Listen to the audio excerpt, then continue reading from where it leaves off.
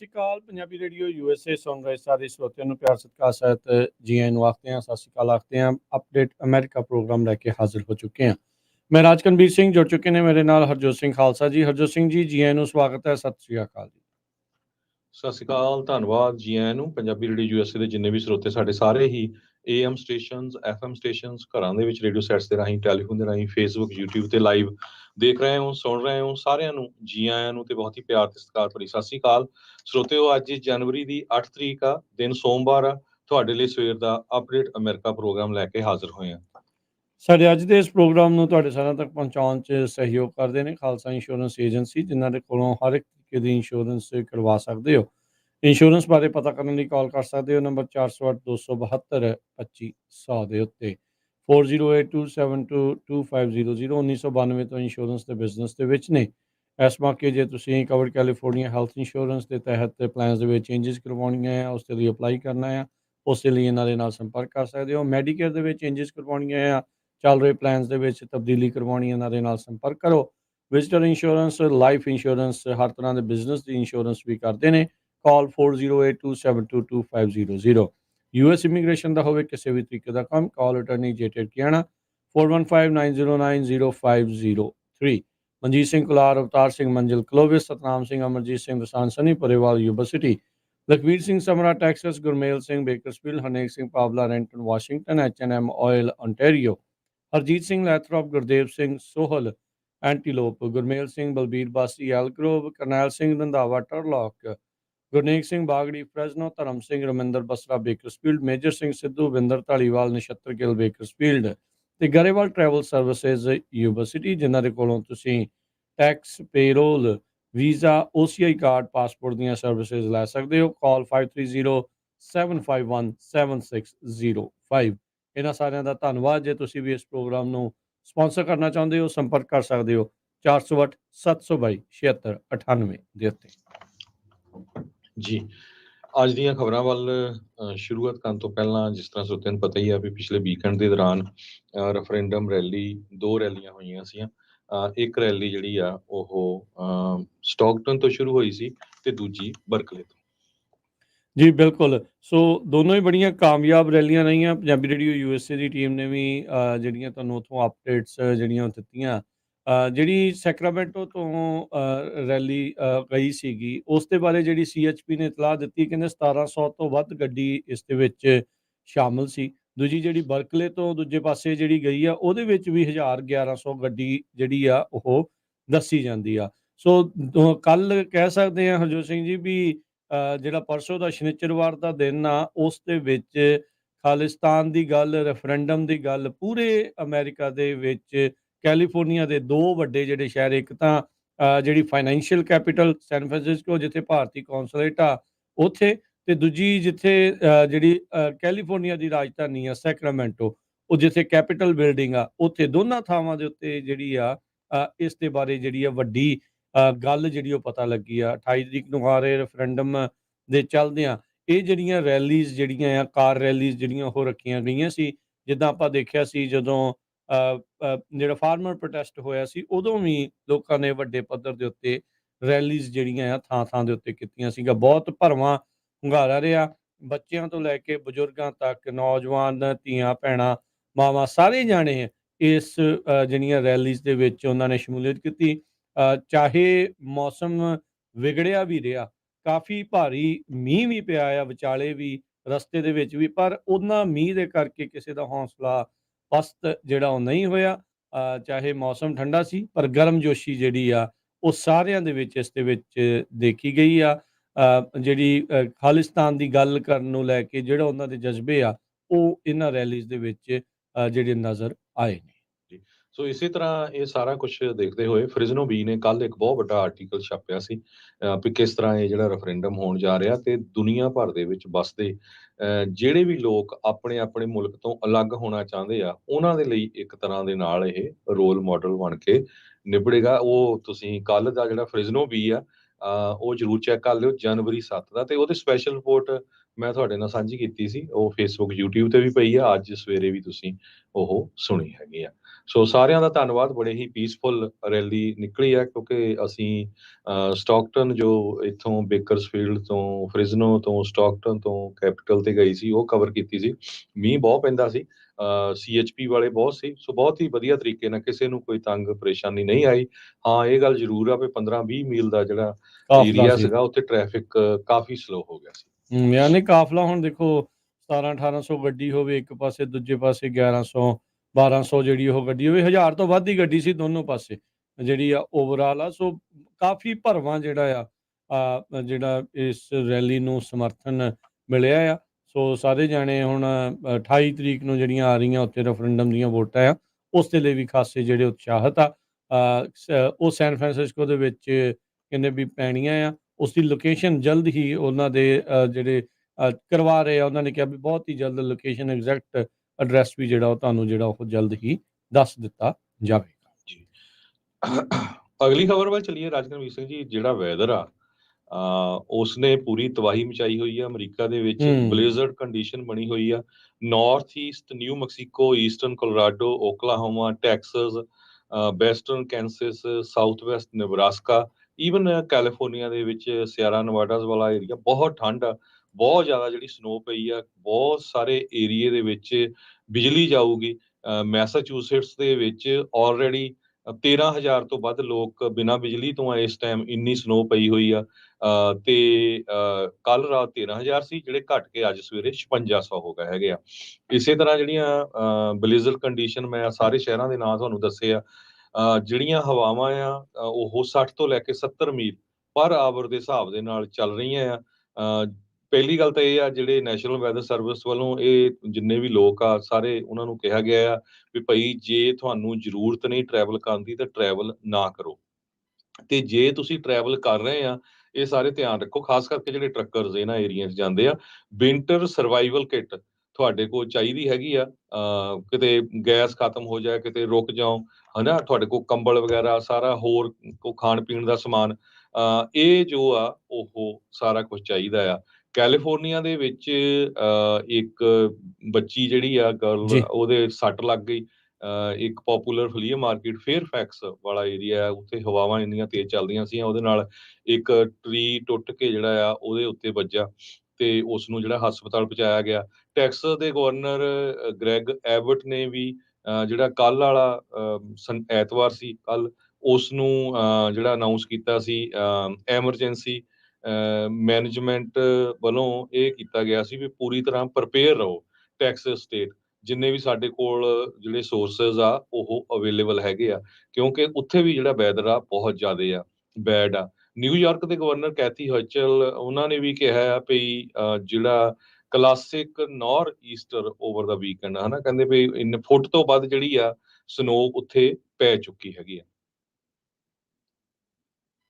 ਜੀ ਬਿਲਕੁਲ ਹਰਜੋਤ ਸਿੰਘ ਜੀ, ਇਹਦੇ ਕਰਕੇ ਕਾਫੀ ਜਿਹੜਾ ਫਰਕ ਰਿਹਾ। ਇੱਥੋਂ ਤੱਕ ਕਿ ਆਪਾਂ ਦੇਖ ਰਹੇ ਹਾਂ ਕੈਲੀਫੋਰਨੀਆ ਦੇ ਵਿੱਚ ਵੀ ਠੰਡ ਦਾ ਪ੍ਰਕੋਪ ਵਧਿਆ ਆ। ਫਰੀਜ਼ ਵਾਰਨਿੰਗਸ, ਫਰੋਸਟ ਵਾਰਨਿੰਗਸ ਜਿਹੜੀਆਂ ਆ ਉਹ ਐਲਾਨੀਆਂ ਗਈਆਂ ਸੀਗੀਆਂ। ਸੋ ਪਰ ਜਿਹੜਾ ਸਟੋਰਮ ਆਉਣਾ ਸੀਗਾ ਗ੍ਰੇਟ ਪਲੇਨਸ ਦੇ ਵਿੱਚ ਤੇ ਨਾਰਥ ਈਸਟਰਨ ਵਾਲੇ ਪਾਸੇ, ਉਹਨਾਂ ਨੇ ਜਿਹੜੀ ਸਥਿਤੀ ਆ ਲੋਕਾਂ ਦੀ ਕਾਫੀ ਕਹਿ ਲਓ ਵੀ ਮਾੜੀ ਜਿਹੜੀ ਕਹਿ ਸਕਦੇ ਆ ਵੀ ਉਹ ਬਣਾਈ ਆ।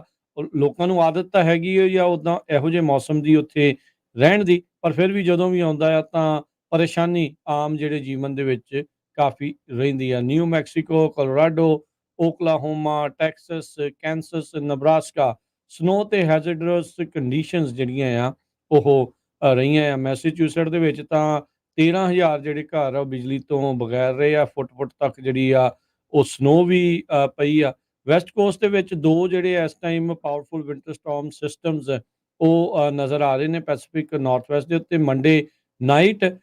ਤੇ ਕਹਿੰਦੇ ਵੀ ਇਹਦੇ ਕਰਕੇ ਉਤਲੇ ਇਲਾਕਿਆਂ ਦੇ ਵਿੱਚ ਭਾਰੀ ਬਰਫ਼ਬਾਰੀ ਤੇ ਬਲਿਜ਼ਰਡ ਕੰਡੀਸ਼ਨਸ ਜਿਹੜੀਆਂ ਆ ਉਹ ਬਣ ਸਕਦੀਆਂ ਆ। ਨਾਰਦਰਨ ਰੌਕੀਜ਼ ਦੇ ਵਿੱਚ ਫੁੱਟ ਤੱਕ ਜਾਂ ਉਸ ਤੋਂ ਵੱਧ ਜਿਹੜੀ ਸਨੋ ਆ ਆਉਂਦੇ ਮੰਗਲਵਾਰ ਬੁੱਧਵਾਰ ਨੂੰ ਜਿਹੜੀ ਉਹ ਪੈਣ ਜਾ ਰਹੀ ਹੈਗੀ। ਇਹਦੇ ਕਰਕੇ ਟਰੈਵਲ ਦੇ ਵਿੱਚ ਫਲਾਈਟਾਂ ਨੂੰ ਲੈ ਕੇ ਜਿਹੜਾ ਆ ਖਾਸਾ ਅਸਰ ਜਿਹੜਾ ਆ ਉਹ ਪੈਂਦਾ ਨਜ਼ਰ ਆ ਰਿਹਾ ਜੀ। ਹੈਗਾ ਆ। ਕੈਨੇਡਾ ਤੇ ਯੂਐਸ ਦਾ ਜਿਹੜਾ ਬਾਰਡਰ ਹੈਗਾ ਆ ਈਸਟਰਨ ਸਾਈਡ ਦੇ ਉੱਤੇ, ਕਹਿੰਦੇ ਉੱਥੇ ਕਈ ਏਰੀਏ 'ਚ -35 ਡਿਗਰੀ ਤੱਕ ਟੈਂਪਰੇਚਰ ਪਹੁੰਚਿਆ ਹੋਇਆ ਆ। ਅਮਰੀਕਾ ਦੇ ਵਿੱਚ ਵੀ ਮੋਂਟਾਨਾ ਸਟੇਟ ਦਾ ਜਿਹੜਾ ਵਿਲਿੰਗਸਟਾਊਨ ਆ ਉੱਥੇ -18 ਡਿਗਰੀ, ਕੈਸਪਰ ਵਾਇਓਮਿੰਗ ਦੇ ਵਿੱਚ -13 ਡਿਗਰੀ, ਡੈਨਵਰ ਦੇ ਵਿੱਚ 3 ਡਿਗਰੀ ਤੇ ਮਿਨਟ ਨਾਰਥ ਡਕੋਟਾ ਦੇ ਵਿੱਚ -22 ਡਿਗਰੀ ਜਿਹੜਾ ਟੈਂਪਰੇਚਰ ਆ ਉਹ ਇਸ ਟਾਈਮ ਪਹੁੰਚਿਆ ਹੋਇਆ ਆ। ਸੋ 48 ਸਟੇਟਾਂ ਦੇ ਉੱਤੇ ਇਹ ਜਿਹੜਾ ਬਲੇਜ਼ਰਡ ਆ, ਜਿਹੜਾ ਹੁਣ ਇਹ ਤੂਫਾਨ ਆਇਆ ਆ, ਉਹ ਇਸ ਟਾਈਮ ਅਸਰ ਕਰ ਰਿਹਾ ਹੈਗਾ। ਜੀ, ਜੀ, ਬਿਲਕੁਲ। ਅਗਲੀ ਜਿਹੜੀ ਹਰਜੋਤ ਸਿੰਘ ਜੀ ਗੱਲ ਕਰਦੇ ਸੀਗੇ ਯੂਐਸ ਦੇ ਬਜਟ ਜਿਹੜਾ ਸਪੈਂਡਿੰਗ ਨੂੰ ਲੈ ਕੇ ਡੀਲ ਕਹਿੰਦੇ ਵੀ ਦੋਨਾਂ ਧਿਰਾਂ ਦੇ ਵਿੱਚ ਲੱਗਦਾ ਆ ਵੀ ਉਹ ਬਣ ਰਹੀ ਹੈਗੀ ਆ। 1.6 ਟ੍ਰਿਲੀਅਨ ਦੀ ਸਪੈਂਡਿੰਗ ਵਾਲਾ ਜਿਹੜਾ ਇਹ ਬਜਟ ਆ, ਇਸ ਨੂੰ ਲੈ ਕੇ ਦੋਨੋਂ ਹੀ ਧਿਰਾਂ ਰਿਪਬਲਿਕਨਸ ਤੇ ਡੈਮੋਕ੍ਰੇਟਸ ਇਕਸੁਰ ਜਿਹੜੇ ਉਹ ਨਜ਼ਰ ਆ ਰਹੇ ਆ। ਰਿਪਬਲਿਕਨ ਹਾਊਸ ਦੇ ਸਪੀਕਰ ਮਾਈਕ ਜੌਨਸਨ, ਉਹਨਾਂ ਨੇ ਇਸ ਦੇ ਵਿੱਚ ਜਿਹੜਾ ਦੱਸਿਆ ਆ ਵੀ ਕਹਿੰਦੇ ਵੀ ਇਹ ਜਿਹੜੀ 1.6 ਟ੍ਰਿਲੀਅਨ ਡਾਲਰ ਦੀ ਫਿਗਰ ਆ, ਇਸ ਦੇ ਵਿੱਚ 800 ਤੇ 86 ਬਿਲੀਅਨ ਡਾਲਰ ਡਿਫੈਂਸ ਦੇ ਲਈ ਤੇ ਇਸ ਤੋਂ ਇਲਾਵਾ ਨਾਨ ਡਿਫੈਂਸ ਸਪੈਂਡਿੰਗ ਦੇ ਲਈ 704 ਬਿਲੀਅਨ ਡਾਲਰ ਉਹ ਰੱਖਿਆ ਗਿਆ ਆ। ਕਹਿੰਦੇ ਵੀ ਨੰਬਰਸ ਉੱਤੇ ਥੱਲੇ ਜਿਹੜੇ ਅਜੇ ਵੀ ਮਾੜੇ ਮੋਟੇ ਹੋ ਸਕਦੇ ਆ ਤੇ ਕਹਿੰਦੇ ਵੀ ਇਸ ਡੀਲ ਨੂੰ ਹੁਣ ਹਾਊਸ ਆਫ ਰਿਪਰੈਜ਼ੈਂਟੇਟਿਵ ਤੇ ਸੈਨੇਟ ਦੋਨਾਂ ਦੀ ਪ੍ਰਵਾਨਗੀ ਮਿਲ ਜਿਹੜੀ ਹੋ ਸਕਦੀ ਆ ਤੇ ਉਸ ਦੇ ਅਪਰੂਵਲ ਦੀ ਉਸ ਨੂੰ ਉਡੀਕ ਹੋਊਗੀ। 2 ਹਫ਼ਤੇ ਤੋਂ ਘੱਟ ਦਾ ਜਿਹੜਾ 2 ਹਫ਼ਤੇ ਦੇ ਵਿੱਚ ਕਹਿੰਦੇ ਵੀ ਫਾਈਨਲਾਈਜ਼ ਕਰਨੀ ਇਹਨਾਂ ਨੇ ਫੰਡਿੰਗ, ਨਹੀਂ ਤਾਂ ਜਿਹੜੀ ਫੈਡਰਲ ਸਰਵਿਸਿਜ਼ ਆ, ਜਿੱਦਾਂ ਆਪਾਂ ਪਹਿਲਾਂ ਵੀ ਦੱਸਦੇ ਆ ਵੀ ਫੈਡਰਲ ਸ਼ਟਡਾਊਨ, ਸਰਕਾਰ ਦਾ ਸ਼ਟਡਾਊਨ ਹੋਣ ਦਾ ਜਿਹੜਾ ਖਤਰਾ ਆ ਉਹ ਬਣਿਆ ਰਹਿੰਦਾ ਆ। ਡੈਮੋਕ੍ਰੇਟ ਦੇ ਜਿਹੜੇ ਹਕੀਮ ਜੈਫਰੀਜ਼ ਆ, ਹਾਊਸ ਦੇ ਜਿਹੜੇ ਮਾਈਨੋਰਟੀ ਲੀਡਰ ਆ, ਤੇ ਜਿਹੜੇ ਚੱਕ ਸ਼ੂਮਰ ਹਾਊਸ ਦੇ ਮੈਜੋਰਟੀ ਲੀਡਰ ਆ, ਸੈਨੇਟ ਦੇ ਸੌਰੀ, ਉਹਨਾਂ ਨੇ ਕਿਹਾ ਵੀ ਜਿਹੜੀ ਨਾਨ ਡਿਫੈਂਸ ਸਪੈਂਡਿੰਗ ਆ ਉਹ 772 ਬਿਲੀਅਨ ਡਾਲਰ ਦੀ ਰੱਖੀ ਗਈ ਆ। ਮਾਈਕ ਜੌਨਸਨ ਉਹਨਾਂ ਨੇ 704 ਜਿਹੜੀ ਆ ਇਸ ਦੇ ਵਿੱਚ ਜਿਹੜਾ ਉਹ ਦੱਸਿਆ ਸੀਗਾ। ਸੋ ਕਹਿੰਦੇ ਵੀ ਜੌਨਸਨ ਹੋਣਾ ਨੇ ਚਿੱਠੀ ਲਿਖ ਕੇ ਇਸ ਡੀਲ ਦੇ ਬਾਰੇ ਆਪਣੇ ਕਲੀਗਸ ਨੂੰ ਜਿਹੜਾ ਉਹ ਦੱਸਿਆ ਆ ਤੇ ਨਾਲ ਉਹਨਾਂ ਨੇ ਲਿਖਿਆ ਵੀ ਮੈਨੂੰ ਇਹ ਵੀ ਪਤਾ ਆ ਵੀ ਇਹ ਸਾਰਿਆਂ ਨੂੰ ਸੈਟੀਸਫਾਈ ਨਹੀਂ ਕਰੂਗਾ, ਪਰ ਕਹਿੰਦੇ ਵੀ ਇੰਨਾ ਹੀ ਜਿਹੜਾ ਆਪਾਂ ਘੱਟ ਸਪੈਂਡਿੰਗ ਦੇ ਵਿੱਚ ਉਹ ਕਰਵਾ ਸਕਾਂਗੇ। ਇਸ ਪਲਾਨ ਦੇ ਤਹਿਤ ਕਹਿੰਦੇ ਵੀ ਐਗਰੀ ਕੀਤਾ ਗਿਆ ਆ ਵੀ IRS ਦੇ ਵਿੱਚੋਂ 20 ਬਿਲੀਅਨ ਡਾਲਰ ਦਾ ਜਿਹੜਾ ਕੱਟ ਆ ਉਹ ਹੋਊਗਾ। ਕਹਿੰਦੇ ਵੀ ਇਸ ਸਾਲ ਦੀ ਬਜਾਏ 2 ਸਾਲਾਂ ਦੇ ਵਿੱਚ ਇਸ ਨੂੰ ਕੱਟ ਕੀਤਾ ਜਾਊਗਾ।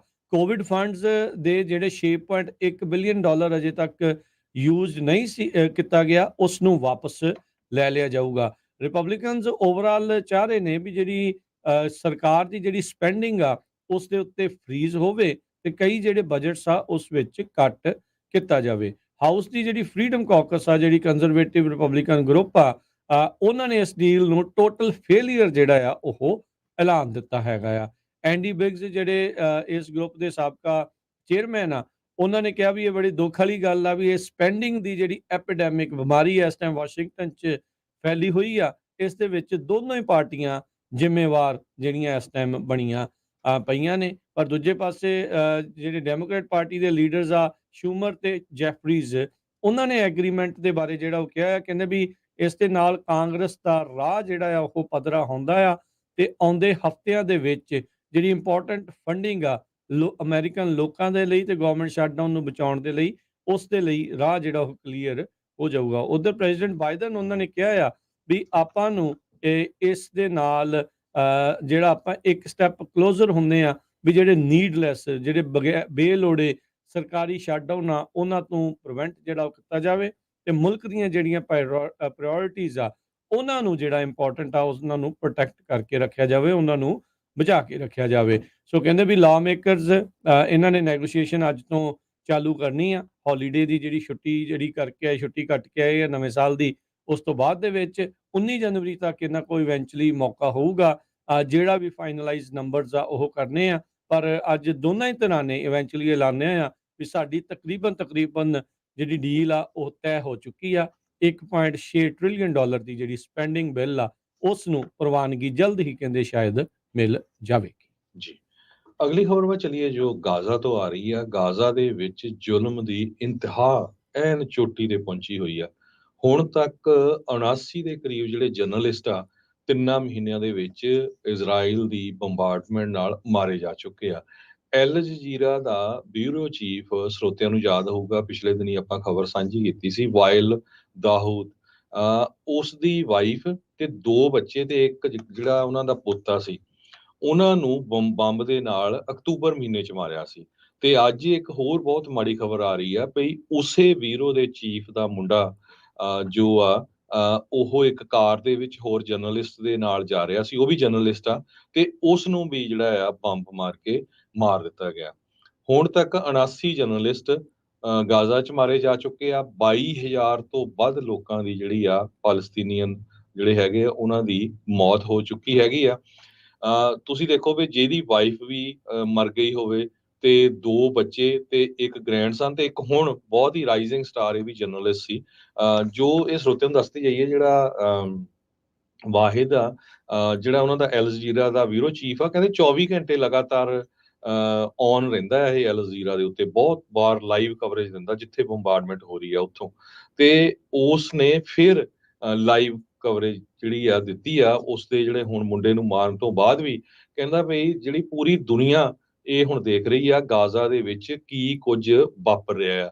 ਕਹਿੰਦੇ ਵੀ ਜੋ ਕੁਝ ਵਾਪਰ ਰਿਹਾ ਆ ਇਹ ਡਿਫੈਂਸਲੈਸ ਲੋਕਾਂ ਦੇ ਲਈ, ਜਿਨ੍ਹਾਂ 'ਚ ਸਿਵਲੀਅਨ ਵੀ ਆ ਤੇ ਜਰਨਲਿਸਟ ਵੀ ਆ, ਉਹਨਾਂ ਦੇ ਲਈ ਇਨਜਸਟਿਸ ਹੈਗਾ ਆ। ਇਸ ਸਾਰੇ ਕਾਸੇ ਨੂੰ ਇੱਕ ਬਾਰਡਰਸ ਜਿਹੜੀ ਆਰਗੇਨਾਈਜੇਸ਼ਨ ਆ, ਰਿਪੋਰਟਰਸ ਵਿਦਆਊਟ ਬਾਰਡਰਸ, ਉਹਨਾਂ ਨੇ ਕਿਹਾ ਵੀ ਨੈਵਰ ਐਂਡਿੰਗ ਸਲੌਟਰ ਆ, ਵੀ ਨਾ ਖਤਮ ਹੋਣ ਵਾਲਾ ਕਤਲੇਆਮ ਆ ਜਿਹੜਾ ਉੱਥੇ ਵਾਪਰ ਰਿਹਾ ਹੈਗਾ। ਸੋ ਬਹੁਤ ਹੀ ਮਾੜੀ ਖਬਰ ਇਹਨਾਂ ਜਰਨਲਿਸਟ ਦੇ ਸੰਬੰਧ ਦੇ ਵਿੱਚ ਪਾਲਸਤੀਨੀਅਨ ਏਰੀਏ ਤੋਂ ਆਈ ਹੈਗੀ ਆ। ਸੋ ਇਸ ਨੌਜਵਾਨ ਦੇ ਨਾਲ 2 ਹੋਰ ਜਰਨਲਿਸਟ ਸੀ, ਸਾਰੇ ਜਰਨਲਿਸਟ ਹੀ ਜਾ ਰਹੇ ਸੀ, ਤੇ ਜਿੱਥੇ ਇਹਨਾਂ ਨੂੰ ਬੰਬ ਮਾਰ ਕੇ ਮਾਰ ਦਿੱਤਾ ਗਿਆ। ਇਜ਼ਰਾਈਲ ਵਾਲੇ ਕਹਿੰਦੇ ਆ ਵੀ ਜੀ ਇਹ ਇਹਨਾਂ ਦੇ ਵਿੱਚ ਟੈਰਰਿਸਟ ਸੀਗੇ। ਕਮੇਟੀ ਟੂ ਪ੍ਰੋਟੈਕਟ ਜਰਨਲਿਸਟ ਉਹਨਾਂ ਨੇ ਇਹ ਕਿਹਾ ਆ ਵੀ ਗਾਜ਼ਾ ਦੇ ਵਿੱਚ ਜਰਨਲਿਸਟ ਦੇ ਲਈ ਇਸ ਟਾਈਮ ਕੰਮ ਕਰਨਾ ਮੌਤ ਦੇ ਨਾਲ ਖੇਲਣਾ ਆ। ਪਰ ਫਿਰ ਵੀ ਤੁਸੀਂ ਦੇਖੋ ਸ਼ਰੇਆਮ ਜਿਹੜੇ ਲੋਕ ਆ, ਜਿਹੜੇ ਜਰਨਲਿਸਟ ਆ, ਉੱਥੇ ਜਾ ਕੇ ਕਵਰ ਕਰ ਰਹੇ ਹੈਗੇ ਆ। So United Nation human rights office ਨੇ ਵੀ ਸੋਸ਼ਲ ਮੀਡੀਆ ਦੇ ਉੱਤੇ ਲਿਖਿਆ ਵੀ ਅਸੀਂ ਬਹੁਤ ਕੰਸਰਨਡ ਹੈਗੇ ਆ ਜਿਸ ਹਿਸਾਬ ਦੇ ਨਾਲ ਮੀਡੀਆ ਵਰਕਰਸ ਦੀ ਗਾਜ਼ਾ ਦੇ ਵਿੱਚ ਮੌਤ ਹੋ ਰਹੀ ਹੈਗੀ ਆ। ਕਹਿੰਦੇ ਵੀ ਇਹਦੀ ਪੂਰੀ ਇਨਵੈਸਟੀਗੇਸ਼ਨ ਦੁਨੀਆ ਦੇ ਮੁਲਕਾਂ ਵੱਲੋਂ ਇੰਟਰਨੈਸ਼ਨਲ ਲਾ ਦੇ ਤਹਿਤ ਕੀਤੀ ਜਾਣੀ ਚਾਹੀਦੀ ਆ, ਤੇ ਜੋ ਵਾਇਲੇਸ਼ਨਸ ਹੋਈਆਂ ਉਹਨਾਂ ਨੂੰ ਪ੍ਰੋਸੀਕਿਊਟ ਕਰਨਾ ਚਾਹੀਦਾ ਹੈਗਾ ਆ। ਇਜ਼ਰਾਈਲ ਦੀ ਆਰਮੀ ਨੇ ਇਹ ਕਿਹਾ ਆ ਵੀ ਅਸੀਂ ਇੱਕ ਅੱਤਵਾਦੀ ਨੂੰ ਜਿਹੜਾ ਆ ਅਟੈਕ ਕੀਤਾ ਹੈਗਾ 에ਅਰਕ੍ਰਾਫਟ ਦੇ ਰਾਹੀਂ, ਕਿਉਂਕਿ ਉਹ IDF ਟਰੂਪਸ ਨੂੰ ਥ੍ਰੈਟ ਸੀਗਾ। US secretary of state Tony Blinken ਚੌਥੇ ਟ੍ਰਿਪ ਦੇ ਉੱਤੇ ਗਏ ਆ, ਕਿਉਂਕਿ US ਦੀ ਸਰਕਾਰ ਦੇ ਉੱਤੇ ਬਹੁਤ ਵੱਡਾ ਪ੍ਰੈਸ਼ਰ ਆ ਹੁਣ, ਤੇ ਈਵਨ ਪ੍ਰੈਜ਼ੀਡੈਂਟ ਜੋ ਬਾਈਡਨ ਹੁਣੀ ਵੀ ਇਨਡਾਇਰੈਕਟਲੀ ਬਹੁਤ ਵਾਰ ਕਹਿ ਰਹੇ ਆ ਵੀ ਇਜ਼ਰਾਈਲ ਨੂੰ ਸਟਾਪ ਕਰਨਾ ਚਾਹੀਦਾ ਹੈਗਾ, ਪੌਜ਼ ਕਰਨਾ ਚਾਹੀਦਾ ਆ ਜੋ ਬੰਬਾਰਡਮੈਂਟ ਉਹਨਾਂ ਵੱਲੋਂ ਹੋ ਰਹੀ ਹੈਗੀ ਆ।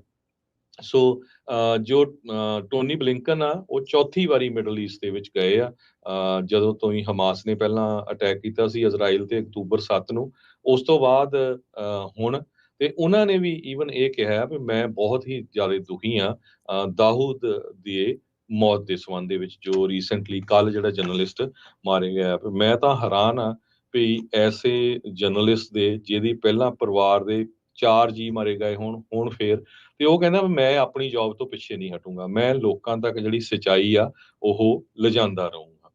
ਜੀ, ਉਧਰ ਸਾਊਥ ਅਫਰੀਕਾ ਦਾ ਜਿਹੜਾ ਇੱਕ ਵਾਹਿਦ ਮੁਲਕ ਬਣਿਆ ਹੈ ਜਿਨ੍ਹਾਂ ਨੇ ਜੈਨੋਸਾਈਡ ਦਾ ਕੇਸ ਇਜ਼ਰਾਈਲ ਦੇ ਉਲਟ ਜਿਹੜਾ ਉਹ ਖੋਲ੍ਹ ਦਿੱਤਾ ਆ। ਕਹਿੰਦੇ ਵੀ ਲੀਗਲ ਬੈਟਲ ਜਿਹੜੀ ਉਹ ਚਾਲੂ ਹੋ ਗਈ ਹੈ UN ਦੇ ਜਿਹੜੇ ਟੌਪ ਦੀ ਅਦਾਲਤ ਆ ਉਸ ਦੇ ਵਿੱਚ, ਹੇਗ ਦੇ ਵਿੱਚ ਜਿਹੜੀ ਇੰਟਰਨੈਸ਼ਨਲ ਕ੍ਰਿਮੀਨਲ ਕੋਰਟ ਹੈਗੀ ਆ ਉਸ ਦੇ ਵਿੱਚ ਸਾਊਥ ਅਫਰੀਕਾ ਦੇ ਦੁਆਰਾ ਕੇਸ ਜਿਹੜਾ ਆ ਉਹ ਚਲਾ ਦਿੱਤਾ ਗਿਆ ਆ ਵੀ ਭਾਈ ਗਾਜ਼ਾ ਦੇ ਵਿੱਚ ਜੋ ਇਹ ਕੀਤਾ ਜਾ ਰਿਹਾ ਆ ਇਜ਼ਰਾਈਲ ਦੀ ਮਿਲਟਰੀ ਦੇ ਦੁਆਰਾ, ਉਹ ਸ਼ਰੇਆਮ ਜਿਹੜਾ ਉਹ ਕਤਲੇਆਮ ਆ, ਜੈਨੋਸਾਈਡ ਹੈਗਾ ਆ। ਇਹ ਫਾਈਲਿੰਗ ਜਿਹੜੀ ਉਹ ਹੋਈ ਆ ਤੇ ਜਿਹੜਾ ਇਜ਼ਰਾਈਲ ਦਾ ਡਿਸੀਜਨ ਆ ਡਿਫੈਂਡ itself, international court of justice ਕਹਿੰਦੇ ਵੀ ਇੱਕ ਹਾਈ ਸਟੇਕ ਸ਼ੋਡਾਊਨ ਜਿਹੜਾ ਹੋਊਗਾ, ਜਿਹੜਾ ICC international court of criminal court ਆ ਉਸ ਦੇ ਜਿਹੜੇ ਗ੍ਰੇਟ ਹਾਲ ਆਫ ਜਸਟਿਸ ਆ ਉਸ ਦੇ ਪੈਨਲ ਆਫ ਜੱਜਿਸ ਦੇ ਜਿਹੜਾ ਉਹ ਸਾਹਮਣੇ, ਇਹ ਕਈ ਸਾਲਾਂ ਤੱਕ ਜਿਹੜਾ ਉਹ ਚੱਲ ਸਕਦਾ ਆ। 1948 ਦੀ ਜਿਹੜੀ ਇੱਕ convention on prevention of punishment ਹੈਗੀ ਆ ਆਫ ਕ੍ਰਾਈਮ ਆਫ ਜੈਨੋਸਾਈਡ, ਕਹਿੰਦੇ ਵੀ ਇਹ ਵਰਲਡ ਵਾਰ 2 ਤੇ ਹੋਲੋਕਾਸਟ ਤੋਂ ਬਾਅਦ ਦੇ ਵਿੱਚ ਜਿਹੜੀ ਡਰਾ ਕੀਤੀ ਗਈ ਸੀ ਉਸੇ ਦੇ ਤਹਿਤ ਹੀ ਸਾਊਥ ਅਫਰੀਕਾ ਨੇ ਜਿਹੜਾ ਉਹ ਕੀਤਾ ਆ। 84 ਪੇਜਾਂ ਦੀ ਸਾਊਥ ਅਫਰੀਕਾ ਨੇ ਫਾਈਲਿੰਗ ਕੀਤੀ ਆ ਇਜ਼ਰਾਈਲ ਦੇ ਐਕਸ਼ਨਸ ਦੇ ਉਲਟ, ਕਹਿੰਦੇ ਵੀ ਉਹਦੇ ਵਿੱਚ ਉਹਨਾਂ ਨੇ ਦਿਖਾਉਣ ਦੀ ਕੋਸ਼ਿਸ਼ ਕੀਤੀ ਆ ਵੀ ਇਹ ਜਿਹੜਾ ਕਰੈਕਟਰ ਆ, ਜੈਨੋਸਾਈਡਲ ਕਰੈਕਟਰ ਜਿਹੜਾ ਆ ਉਹ ਇਸ ਟਾਈਮ ਬਣਿਆ ਪਿਆ ਆ। 84 ਪੇਜਾਂ ਦੇ ਵਿੱਚ ਇਹੀ ਇਹਨਾਂ ਨੇ ਦਿਖਾਉਣ ਦੀ ਕੋਸ਼ਿਸ਼ ਕੀਤੀ ਹੈ। ਇੰਟਰਨੈਸ਼ਨਲ ਕੋਰਟ ਆਫ ਜਿਹੜਾ ਜਸਟਿਸ ਆ, ICJ, ਵਰਲਡ ਕੋਰਟ ਇਸ ਨੂੰ ਜਿਹੜਾ ਉਹ ਮੰਨਿਆ ਜਾਂਦਾ ਆ, ਤੇ ਕਹਿੰਦੇ ਵੀ ਲੀਗਲੀ ਬਾਈਂਡਿੰਗ ਇਹਦੀਆਂ ਰੂਲਿੰਗਸ ਹੁੰਦੀਆਂ ਆ। ਤਾਂ ਹੀ ਹੁਣ ਆਪਾਂ ਦੇਖਦੇ ਸੀ ਇਹਨਾਂ ਹੀ ਕੋਰਟਸ ਦੇ ਵਿੱਚ ਪੁਤਿਨ ਨੂੰ ਵੀ ਜਿਹੜਾ ਆ ਉਹ ਕਨਵਿਕਟ ਕੀਤਾ ਗਿਆ ਸੀਗਾ, ਤੇ ਉਹਦੀ ਅਰੈਸਟ ਦੇ ਵਾਰੰਟ ਕਾਈਂਡ ਆਫ ਜਿਹੜੇ ਉਹ ਜਾਰੀ ਕੀਤੇ ਗਏ ਸੀ। ਤਾਂ ਹੀ ਉਹ ਹੋਰ ਮੁਲਕਾਂ ਦੇ ਵਿੱਚ ਪੁਤਿਨ ਵੀ ਜਿਹੜਾ ਉਹ ਜਾਂਦਾ ਨਹੀਂ ਸੀਗਾ। ਸੋ ਹੁਣ ਜੈਨੋਸਾਈਡ ਦਾ ਜਿਹੜਾ ਦੋਸ਼ ਇਜ਼ਰਾਈਲ ਦੇ ਉੱਤੇ ਦੁਨੀਆ ਦੀ ਜਿਹੜੀ ਇੱਕ ਵੱਡੀ ਅਦਾਲਤ ਦੇ ਵਿੱਚ ਇਸ ਟਾਈਮ ਲੱਗਾ ਆ। ਉਧਰ ਇਜ਼ਰਾਈਲ ਇਜ਼ਰਾਈਲ ਹਮਾਸ ਦੇ ਦਰਮਿਆਨ ਜਿਹੜੀ ਲੜਾਈ ਦੇ ਚੱਲਦਿਆਂ ਬਹੁਤ ਸਾਰੇ ਥਾਵਾਂ ਦੇ ਉੱਤੇ ਆਪਾਂ ਦੇਖਦੇ ਹਾਂ ਵੀ ਇਜ਼ਰਾਈਲ ਦੇ ਉਲਟ ਵੀ ਜਿਹੜੇ ਆ ਪ੍ਰਦਰਸ਼ਨ ਹੁੰਦੇ ਆ ਕਿਤੇ ਗਾਜ਼ਾ ਦੇ ਹੱਕ ਦੇ ਵਿੱਚ। ਤੇ ਇਸੇ ਦਰਮਿਆਨ ਆਸਟ੍ਰੇਲੀਆ ਨੇ ਹੁਣ ਇੱਕ ਨਵਾਂ ਫੈਸਲਾ ਜਿਹੜਾ ਆ ਉਹ ਕੀਤਾ ਆ। ਉਹਨਾਂ ਨੇ ਕਿਹਾ ਵੀ ਆਸਟ੍ਰੇਲੀਆ ਦੇ ਦੁਆਰਾ ਬੈਨ ਕਰ ਦਿੱਤਾ ਗਿਆ ਨਾਜ਼ੀ ਸਲੂਟ ਨੂੰ, ਕਹਿੰਦੇ ਵੀ ਉੱਥੇ ਬੈਨ ਕਰ ਦਿੱਤਾ ਗਿਆ ਹੈਗਾ ਆ। ਸੋ ਉੱਥੇ ਵੀ ਇਹ ਜਿਹੜਾ ਰੌਲਾ ਆ ਉਹ ਵਧਿਆ ਸੀਗਾ, ਤੇ ਕਹਿੰਦੇ ਸਵਾਸਤਿਕਾ ਜਿਹੜਾ ਸਿੰਬਲ ਸੀਗਾ ਨਾਜ਼ੀਜ਼ ਦਾ, ਉਸ ਨੂੰ ਵੀ ਉਹਨਾਂ ਨੇ ਨਾਲ ਦੇ ਨਾਲ ਜਿਹੜਾ ਉਹ ਬੈਨ ਕਰ ਦਿੱਤਾ ਹੈਗਾ ਆ। ਜੀ, ਅਗਲੀ ਖਬਰ ਜਿਹੜੀ ਆ ਉਹ ਇਮੀਗ੍ਰੇਸ਼ਨ ਦੇ ਨਾਲ ਸੰਬੰਧਿਤ ਆ। ਅੱਜ CNN ਨੇ ਇੱਕ ਸਪੈਸ਼ਲ ਰਿਪੋਰਟ ਛਾਪੀ ਆ ਵੀ ਕਿਸ ਤਰ੍ਹਾਂ ਅੰਡਰਗਰਾਉਂਡ ਇੰਡਸਟਰੀ ਚਾਈਨਾ ਤੋਂ ਜੋ ਲੋਕ ਭੱਜ ਰਹੇ ਹੈਗੇ ਆ, ਦੁਨੀਆ ਦੀ ਸੈਕੰਡ ਸੁਪਰ ਪਾਵਰ ਕਹਿੰਦੇ ਆ। ਬਹੁਤ ਸਾਰੇ ਜਿਹੜੇ ਕਾਮਰੇਡ ਆ ਉਹ ਤਾਂ ਕਹਿ ਦਿੰਦੇ ਵੀ ਚਾਈਨਾ ਨੇ ਓਵਰਟੇਕ ਕਰ ਲੈਣਾ ਅਮਰੀਕਾ ਨੂੰ। ਇੰਡੀਆ ਦਾ ਜਲੂਸ ਤੁਸੀਂ ਕੁਛ ਦਿਨ ਪਹਿਲਾਂ ਦੇਖਿਆ ਸੀ ਵੀ ਇੱਕ ਡੋਂਕੀ ਫਲਾਈਟ ਫਰਾਂਸ ਤੋਂ ਵਾਪਸ ਕੀਤੀ ਗਈ ਸੀ, ਕਿਸ ਤਰ੍ਹਾਂ ਗੁਜਰਾਤ ਤੋਂ 93 ਜਿਹੜੇ ਸੀਗੇ ਉਹ ਲੋਕ ਉਹਦੇ ਵਿੱਚ ਸੀਗੇ। ਸੋ ਅੱਜ CNN ਨੇ ਸਪੈਸ਼ਲ ਚਾਈਨੀਜ਼ ਮੂਲ ਦੇ ਲੋਕ ਜਿਹੜੇ ਹਜ਼ਾਰਾਂ ਦੀ ਗਿਣਤੀ ਦੇ ਵਿੱਚ ਚਾਈਨਾ ਤੋਂ ਭੱਜ ਕੇ ਜੰਗਲਾਂ ਦੇ ਰਾਹੀਂ ਅਮਰੀਕਾ ਦੇ ਵਿੱਚ ਆ ਰਹੇ ਆ, ਉਹਦੇ ਵਿੱਚ ਉਹਨਾਂ ਨੇ ਛਾਪੀ ਹੈਗੀ ਆ।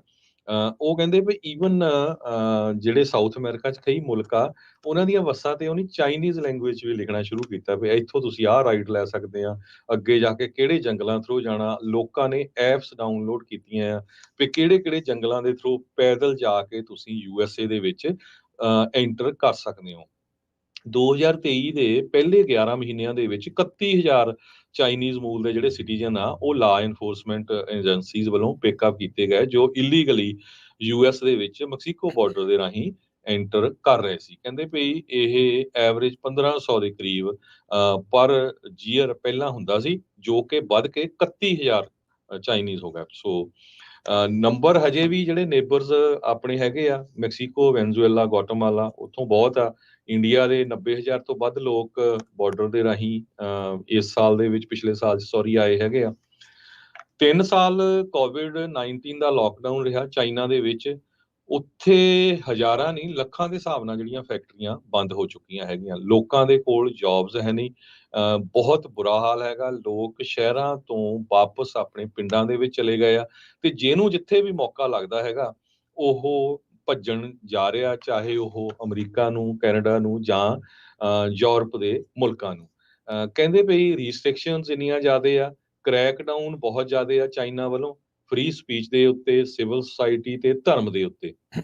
1.4 ਬਿਲੀਅਨ ਲੋਕਾਂ ਦੀ ਪੋਪੂਲੇਸ਼ਨ ਵਾਲਾ ਚਾਈਨਾ ਕ੍ਰਿਸਚੀਅਨ ਲੋਕਾਂ ਦੇ ਉੱਤੇ ਵੀ ਜਿਹੜਾ ਬਹੁਤ ਧੱਕਾ ਕਰ ਰਿਹਾ, ਮੁਸਲਮਾਨਾਂ ਦੇ ਉੱਤੇ ਵੀ ਆਪਾਂ ਦੇਖਿਆ ਸੀ। ਸੋ ਬਹੁਤ ਸਾਰੇ ਜਿਹੜੇ ਲੋਕ ਆ ਚਾਈਨੀਜ਼ ਮੂਲ ਦੇ ਇੱਥੇ ਆ ਰਹੇ ਆ, ਉਹ ਇਹ ਕਹਿ ਰਹੇ ਆ ਵੀ ਅਸੀਂ ਕ੍ਰਿਸਚੀਅਨ ਹੈਗੇ ਆ, ਸਾਡੇ ਉੱਤੇ ਜਿਹੜਾ ਧੱਕਾ ਹੁੰਦਾ ਹੈਗਾ, ਇਸ ਕਰਕੇ ਜਿਹੜਾ ਅਸੀਂ ਪੋਲੀਟੀਕਲ ਅਸਾਈਲਮ ਲੈਣਾ ਹੈਗਾ ਆ। ਰਾਊਟ ਉਹਨਾਂ ਦਾ ਕਹਿੰਦੇ ਕਿਓਟੋ, ਇਕੁਆਡੋਰ ਦੇ ਥਰੂ ਆ, ਜਿਹੜੀ 2.5 ਮਿਲੀਅਨ ਪੋਪੂਲੇਸ਼ਨ ਵਾਲੀ ਇਹ ਮੁਲਕ ਹੈਗਾ ਆ। ਐਂਡਰੀਅਨ ਫੁੱਟ ਹਿਲਸ, ਉਹਦੇ ਥਰੂ ਕਹਿੰਦੇ ਭਈ 2022 ਦੇ ਵਿੱਚ ਇਕੁਆਡੋਰ ਤੋਂ 13,000 ਦੇ ਕਰੀਬ ਚਾਈਨੀਜ਼ ਨੈਸ਼ਨਲ ਐਂਟਰ ਹੋਏ ਆ। ਇਸ ਸਾਲ 31 ਤੋਂ ਲੈ ਕੇ 45 ਤੱਕ CNN ਦੇ ਮੁਤਾਬਕ ਇਹ ਦੱਸਿਆ ਜਾਂਦਾ ਹੈਗਾ। ਬੱਸਾਂ ਦੇ ਉੱਤੇ ਕਿਸ ਤਰ੍ਹਾਂ ਸਾਈਨ ਲਿਖੇ ਆ, ਇਹ ਮੈਂ ਤੁਹਾਨੂੰ ਆਲਰੇਡੀ ਡਿਸਕਸ ਕਰ ਚੁੱਕਾ ਹੈਗਾ। ਸੋ ਬਹੁਤ ਵਧੀਆ ਜਿਹੜੀ ਸਟੋਰੀ ਆ, ਉਹਨਾਂ ਨੇ ਪੂਰੀ ਚਾਈਨੀਜ਼ ਮੂਲ ਦੇ ਲੋਕ ਕਿਸ ਤਰ੍ਹਾਂ ਇਲੀਗਲੀ ਅਮਰੀਕਾ ਵੱਲ ਭੱਜ ਰਹੇ ਆ, ਇਹ ਜਿਹੜਾ ਉਹਨਾਂ ਨੇ ਛਾਪਿਆ ਹੈਗਾ ਆ। ਪਿਛਲੇ ਦਿਨਾਂ ਦੇ ਵਿੱਚ ਜਿਹੜੇ ਇੰਡੀਆ ਤੋਂ ਭੱਜ ਰਹੇ ਸੀ, ਉਹਨਾਂ ਦੇ ਬਾਰੇ ਜਿਹੜਾ ਛਾਪਿਆ ਆ। ਸੋ ਹੁਣ ਦੇਖ ਲਓ ਵੀ ਬਹੁਤ ਲੋਕ ਬਦਨਾਮ ਕਰਨੋਂ ਤਾਂ ਹਟਦੇ ਨਹੀਂ ਵੀ ਅਮਰੀਕਾ ਏਦਾਂ ਆ ਜੀ, ਅਮਰੀਕਾ ਤੇ ਕੁਛ ਨਹੀਂ ਹੁੰਦਾ, ਭੱਜ ਰਹੇ ਆ, ਇੱਥੇ ਸਰਦਾ ਨਹੀਂ ਹੈ।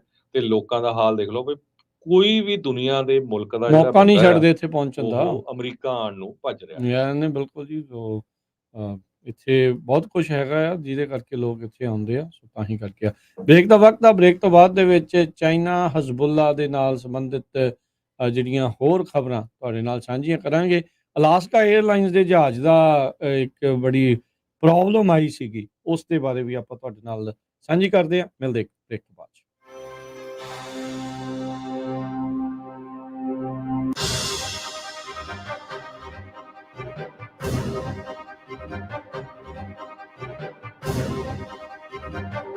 ਉਹ ਆਪਣੇ ਵਾਂਗ ਹੋਰ ਵੀ ਕਈ ਲੋਕ ਆਰਥਿਕ ਮਾੜੇ ਹਾਲਾਤ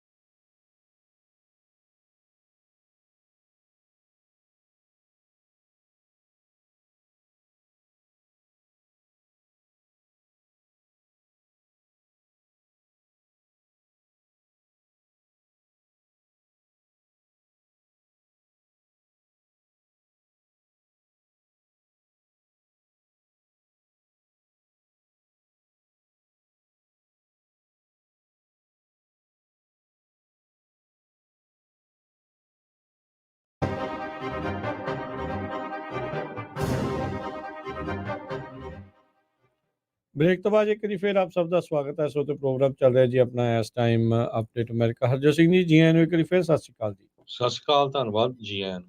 ਅਗਲੀ ਜਿਹੜੀ ਹਰਜੋਤ ਸਿੰਘ ਜੀ ਗੱਲ ਕਰਕੇ ਜਾਈਏ, ਅਲਾਸਕਾ 에ਅਰਲਾਈਨਸ ਦਾ ਜਿਹੜਾ ਜਹਾਜ਼ ਆ, ਜਿਹੜਾ ਬੀਤੇ ਦਿਨੀ ਬੜੀ ਹੀ ਚਰਚਾ ਦਾ ਵਿਸ਼ਾ ਜਿਹੜਾ ਉਹ ਬਣਿਆ ਰਿਹਾ।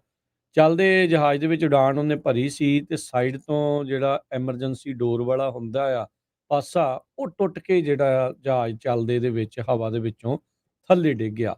ਪੋਰਟਲੈਂਡ ਤੋਂ ਇਹ ਉਡਾਨ ਅਲਾਸਕਾ 에ਅਰਲਾਈਨਸ ਦੀ ਜਿਹੜੀ ਫਲਾਈਟ ਆ, ਬੋਇੰਗ ਦਾ 737 ਮੈਕਸ 9 ਜਹਾਜ਼ ਸੀਗਾ, ਉਹ ਉੱਡਿਆ ਸੀ। ਓਨਟਾਰੀਓ ਨੂੰ ਇਸਨੇ ਜਿਹੜਾ ਉਹ ਜਾਣਾ ਸੀ। 177 ਪੈਸੰਜਰ ਤੇ ਨਾਲ ਜਿਹੜਾ ਕਰੂ ਆ ਉਸ ਟਾਈਮ ਜਹਾਜ਼ ਦੇ ਵਿੱਚ ਸਵਾਰ ਸੀਗਾ ਤੇ ਇੱਕਦਮ ਪੂਰੀ ਤਰ੍ਹਾਂ ਹਫੜਾ ਦਫੜੀ ਜਿਹੜੀ ਉਹ ਮਚ ਗਈ।